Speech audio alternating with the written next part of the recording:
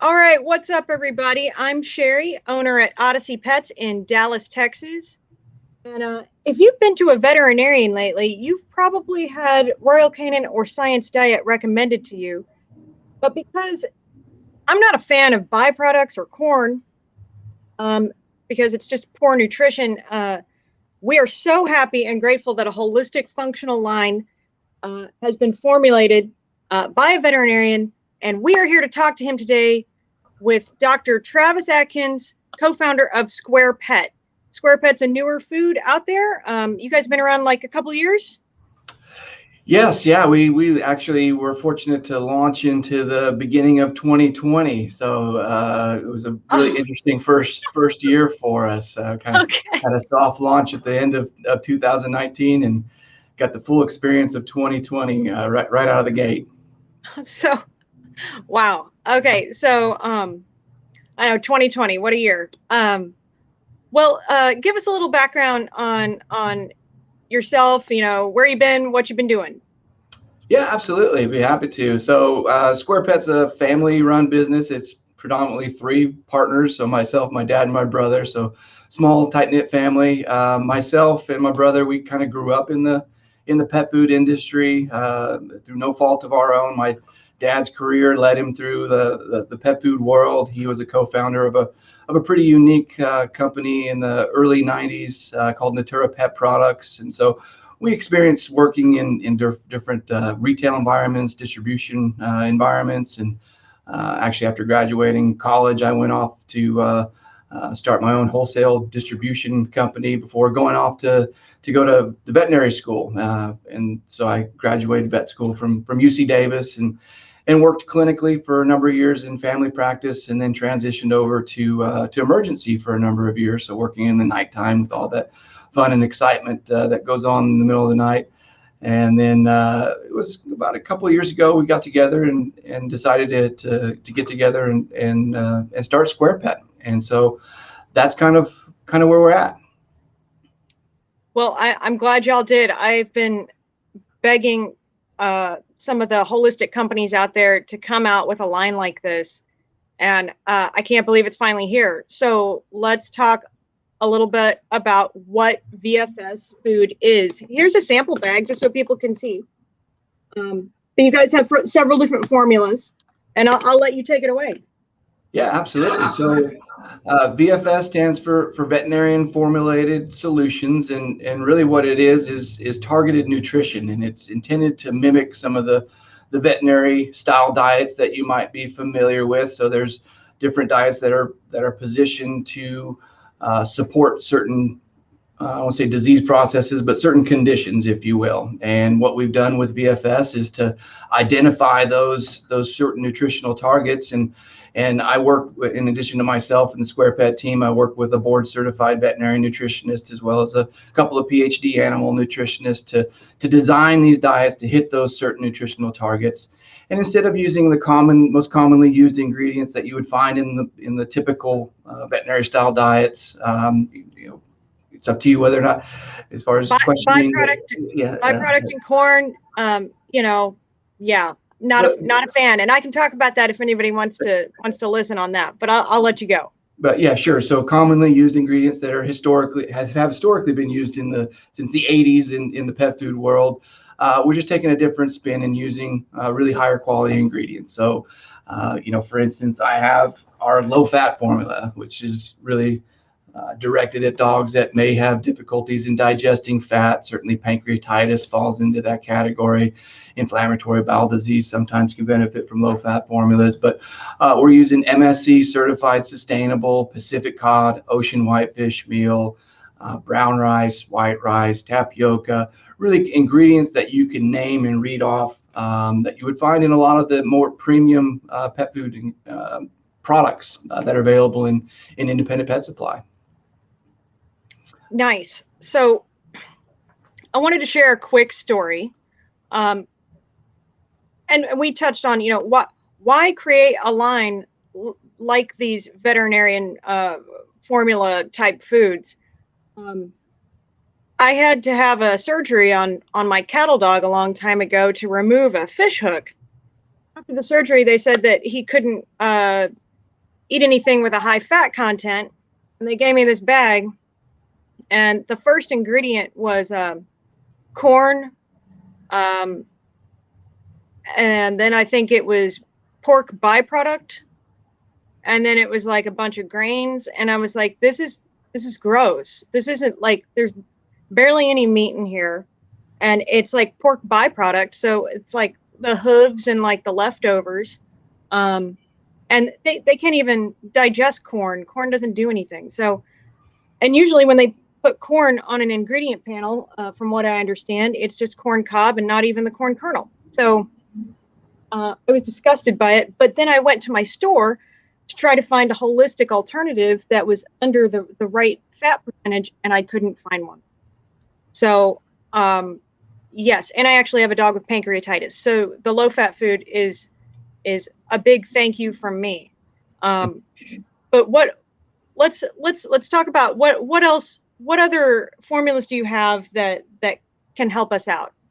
Yeah, and if you don't mind, I kind of dovetail with a few reasons on why we kind of came out with VFS and or came out with diets that are similar to some of those therapeutic diets. And I think the initial inspiration came from me when I practiced clinically. I had to physically write out prescriptions for dog and cat food, and I never really understood why I had to do that, because as we were talking before, there's no medications, there's no drugs, there's no controlled substances in any of these diets. They're really intended to support whatever condition may or may not be going on with a particular dog or cat. The other thing that we've one of the reasons we came out with VFS too is that, believe it or not, there's a need within the veterinary community for them. Some of the veterinarians are recommending these diets, and a lot of clients or customers are reluctant to feed these diets. And I'm not saying that's right or wrong. I'm just saying that this is just kind of matter of fact. These clients are going into places like Odyssey Pet and looking for, hey, do you have something that would fit this need? My vet recommended this diet, but I really don't want to feed that. And so they're not getting the diet that they were initially intended to, what the veterinarian wanted them to, and they're trying to find some kind of hybrid thing so it fits their nutritional philosophy. So it's really fitting a need in a different, more premium way. And that was really the gist and the goal and the hope with VFS. And right now it seems to have resonated really well. And I will say that it's something that we don't take lightly. We do a lot of research and development. Again, I work with a board certified veterinary nutritionist to really identify and to target and to achieve all the nutritional goals that we're trying to represent with all of these diets, and we have with every single one of them. And so with that, I can dive into a few of the. Sure, let's do it. Okay. So I've mentioned our VFS low fat formula, guaranteed low fat Pacific cod, ocean whitefish meal. I think one of the biggest differences between this diet and what you would find in other low fat formulas is that we guarantee a maximum amount of fat. All the other low fat formulas, at least the ones that are available over the counter, usually only have a minimum, and so you don't know where that fat level is actually lying. Our maximum amount is 5%. We're typically at about a 7% fat range, actually 6.9, but who's counting anyway? But right where we need to be beneficial for those dogs that have difficulties in digesting fat. So I want to jump in on that. Like, a low fat formula is not to lose weight, you guys. Because dogs actually take fat and turn it into energy. They need it. But this is for the dogs that can't process it very well, the pancreatitis, or I guess if they just had a big surgery, they can't process fat. You can correct me on that one. I'm not sure. No, you're right. I mean, it's a digestive support diet is really what it is. That just has a lower fat content. And for instance, this is the other counterpart. Ideal Digestion is a digestive support diet, and I can touch on that in a second. But it's essentially just a highly digestible diet that has a lower fat amount. And sometimes dogs, if they don't respond to a diet like this one, that you just need to lower the amount of fat, and they might show success with that. So you're absolutely right. All right, cool. Yeah. But it's not to lose weight. People get that all mixed up sometimes. So Yeah, no, we as humans are conditioned to go through the grocery store and we see low-fat products and we assume that that's for weight loss and apply that to the dog and cat world, which, it's not directed in that way. If someone's trying to utilize it as a weight loss diet, it's not the end of the world, but you're right, it's not the intended direction for it. all right, cool. So you talked about the ideal digestion. Yep. Did you want to talk about that one now? Yeah, you bet. So this is just a great all-around diet that's highly digestible. When we think about digestive support diets, let me take a step back. When we think about these veterinary style diets, each one of them has a nutritional target. And like I said in the beginning, we're just using what we perceive as the better ingredients to hit those nutritional targets. So the biggest nutritional target for this one is, much like its name says, is to be digestible. So it's really digestible. And then to also pay attention to the fiber balance, the ratio of soluble to insoluble fiber. So you think about a dog that maybe has a sensitive stomach, or a dog that maybe just has some loose stool or an upset tummy, that kind of thing. What's one of the first things that we recommend in the veterinary community, or even in the independent retail channels, is to take a can of pumpkin and scoop some pumpkin on there just for the fiber content. And so we've included pumpkin in here, as well as some other prebiotics and probiotics to help with digestive health, and in combination with that digestibility, makes it just a great all-around diet. It's a turkey-based diet, so turkey, egg, and rice are essentially the primary ingredients with that diet. Would that also help with a dog who may have anal gland issues? When I think about anal gland issues, I think about allergies, whether that's food allergies or environmental allergies. So unless a dog had an allergy to some protein ingredient and they found that they weren't allergic to what was in here, then it could be beneficial for food allergies. I think about a hydrolyzed protein when I think about anal glands and any kind of food allergies, those types of things. So yeah, this one and this one, they sound very similar. You've got ideal digestion and then the skin and digestive. This is completely different. Yes, right? Absolutely. So there's a little bit of crossover when it comes to some GI conditions, but this one's predominantly directed at dogs that have food sensitivities, food allergies, those types of things. So we think those mainly, when you think about dogs that have food allergies, they're itching, scratching, have ear infections, mainly things that are affecting the skin and not so much the GI tract. Food allergies can affect the GI tract, but they predominantly affect the skin, and something that we can see it's very obvious to most folks. And so this is a limited ingredient diet, so really short ingredient list, but it also has a very unique protein called a hydrolyzed protein. And really all that is a protein that's been broken down into its smaller components. The thought there is that if it's already kind of in its more bioavailable form, those smaller amino acids and peptide pieces, just small protein pieces, we can call it that the hope is that it doesn't alert the immune system when the dog consumes it. And then pair that with the limited ingredient diet nature, as well as the omega-3 fatty acids and omega-6 fatty acids for skin and coat health, makes it a really good option. I actually had never heard of that problem before until last year. One of my employees, she has a dog that couldn't process protein, and I was like, what? But I guess it's out there, and that's why there's hydrolyzed protein. Yeah, so it's really, when you think about the approaches to food allergies, you typically start with an elimination diet trial. So maybe we're allergic to chicken. Let's try lamb. Maybe we're allergic to lamb. And then you try and go through that approach, and maybe you've gone through a bunch of different proteins and you found that, but I really haven't seen the results that I want. Let's try a really novel or unique protein. And that's where a hydrolyzed can fit in.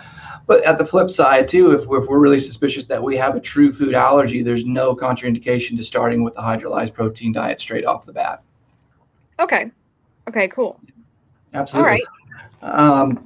Let's see. Next one on at least the top of my list is our low phosphorus formula. So this I'd love to hear some more about this one. This seems very interesting to me. Yeah, absolutely. So this is really, really just directed at a kind of a small niche. This is not for every single dog. This is only for dogs that have been to their veterinarian and have been diagnosed with some form of kidney disease. And that's not urinary stones. That's not urinary crystals. It has nothing to do with the bladder or the urine, but just kidney issues, so to speak. If your dog has not been diagnosed by a veterinarian, then you really don't need to even, you can kind of just ignore what we're gonna talk about here. But when we think about kidney issues, there's again those nutritional targets that we're trying to hit. And with this formula, there's three core directions, or three core targets, and that's low protein, low phosphorus, and low sodium. And that's what we achieve with this diet. So it's a brown rice, egg, and tapioca with a little bit of turkey as well. So really palatable. That's one of the other things with this style of diet, is that it's sometimes not all that palatable because the protein's really low. But this one actually has really great palatability, and we've gotten some really good feedback on it. Cool. All right. And then I think the last one you have now is the active joints. That's right. Yeah. So hard to get excited about a joint formula, but I hope that I can stir up some enthusiasm, because this one is a little bit different than a lot of the other joint formulas out there, in that we've gone and identified kind of what. Let me take a step back. So when you think about joint formulas, you think about joint support health, you think about a lot of the nutraceuticals, you think about glucosamine, you think about chondroitin, you think about omega-3, DHA, EPA, you think about maintaining a healthy weight, because that's one of the most important things when it comes to the management of joint disease, is making sure that the dog's not overweight and helping them to lose weight. And so it's hard to do all of those things, and it's hard for us as owners of dogs to maintain compliance with all these supplementations and all these other things. And so we took that into consideration and made this kind of a one-stop shop. So not only is this a high protein diet that helps to maintain weight when it comes to joint disease, it also has elevated amounts of DHA, EPA, those omega-3 fatty acids, which have anti-inflammatory properties, really beneficial for joint disease, joint distress. There's Krill Meal in here. Krill Meal. Krill Meal. Krill Meal. Yeah, that's Yeah. great. Thank you. Yeah, so we're Krill Meal from Antarctica. It's MSC certified, sustainable. That's where we're deriving the majority of the DHA, EPA from. The other three kind of exciting ingredients when we think about the glucosamine and chondroitin, which are also really important when it comes to the chondroprotective health or joint health, are turkey necks, green lip mussel, New Zealand green lip mussel, as well as a really unique ingredient, eggshell membrane. And all three of those carry with it really great sources of that glucosamine and chondroitin. All the glucosamine and chondroitin is from natural sources, which really separates it apart from other joint diets as well. So the last kind of bell and whistle with this one is that it is also intentionally formulated to be lower in sodium. So if you have a need for a heart health formula, this would be a great consideration as well. Yeah, I've never seen a kibble use the New Zealand green mussel, which is supposed to be awesome for joints. People swear by it. Really rich source as well. I did not know about turkey necks though. Yeah, it's really the natural cartilage within the turkey necks are really rich in glucosamine and chondroitin. That's really cool. Typically only find that in like raw feeding. I don't know of another food that actually includes certainly all three of them, but eggshell membrane in New Zealand and New Zealand green lip mussel and the turkey necks are pretty unique, at least to pet food kibble. So most kibbles are just like throwing some glucosamine and chondroitin in their vitamin pack and then saying, oh, it's a hip and joint formula. That's my guess is what's happening. I've also been told that once you heat glucosamine, and I could be wrong on this, it can affect how well it functions. Do you guys take the heat processing into consideration? Yeah, without a doubt. I mean, so you can take values prior to the extrusion process or the cooking process, or you can take values post extrusion, so in the finished product, so to speak. And so all the values that we represent are from post production. Now, I'm not a I don't know, whatever the specialist would be in nutrient degradation, but it certainly is something that we take into consideration when it comes to assessing the final numbers of the values that we got with the glucosamine and chondroitin. And I can tell you that they are in more than meaningful levels. So they're hitting, I was going to say a word that's not the right word. We're in the range of recommended levels when it comes to the veterinary community. I'll just leave it at that. Okay. Okay. Cool. Yeah, because I feel like there's a lot of false marketing going on out there. This looks like it is packed with some good stuff in it, though. That's amazing. Oh, I appreciate that. Yeah, no, I guess just to kind of reiterate, there is, with any cooking process, whether you're on the stovetop or you're in an oven, there's going to be some degree of nutrient degradation. Again, kind of a misnomer. I think you alluded to it, that kibble sometimes gets a really bad rap for just being this high intensity heat process. Really, in reality, it's not that high temperatures. Our extrusion temperatures don't get much higher than 225 degrees for a certain amount of time. So it's not like we're cranking out 500, 600,000 degrees or anything like that. So it is a fairly gentle way to cook food, especially when you compare to some baking processes, which are 350 to 450 degrees. Right. Cool. Okay. Well, for those of you, I just want to throw in here, for those of you who are watching, if you have a question, ask us now. And while we wait on that, unless there's anything else you want to talk about the current line, I was going to ask what's on the horizon. Absolutely. Yeah, no, I think we've done a pretty good job talking about the existing VFS. We have plans to, the most imminent plans are to try and mimic each one of these formulas with a wet diet or a canned diet. That's probably a priority number one. We do have some new ideas for some new canine extensions for VFS.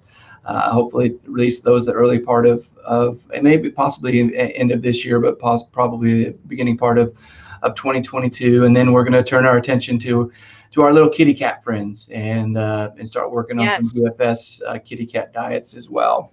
But as far as beyond that, we'd love to have some different forms as far as whether it's canned or treats or whatever it may be, but to continue on kind of what we feel is providing nutrition over just ingredients. And a treat line would be great, especially because I have people asking for low fat treats if their dogs, can't have the fat.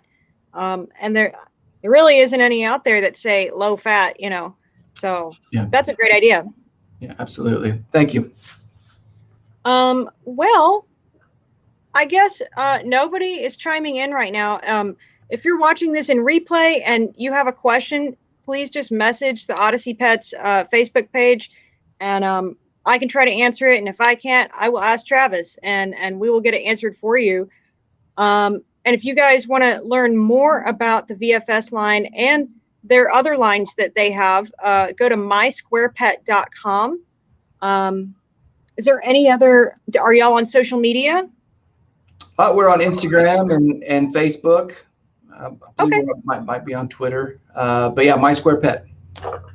Okay, cool. So they can probably even ask questions there too. Without a doubt. Awesome. And then, of course, I'm Sherry at odysseypets.com. We have a retail facility here in North Dallas, but we are all about nutrition. And I just want to thank you again, Travis, for spending this time with us. I'm so excited about this line. And I really hope that we can get some dogs on the path to good nutrition.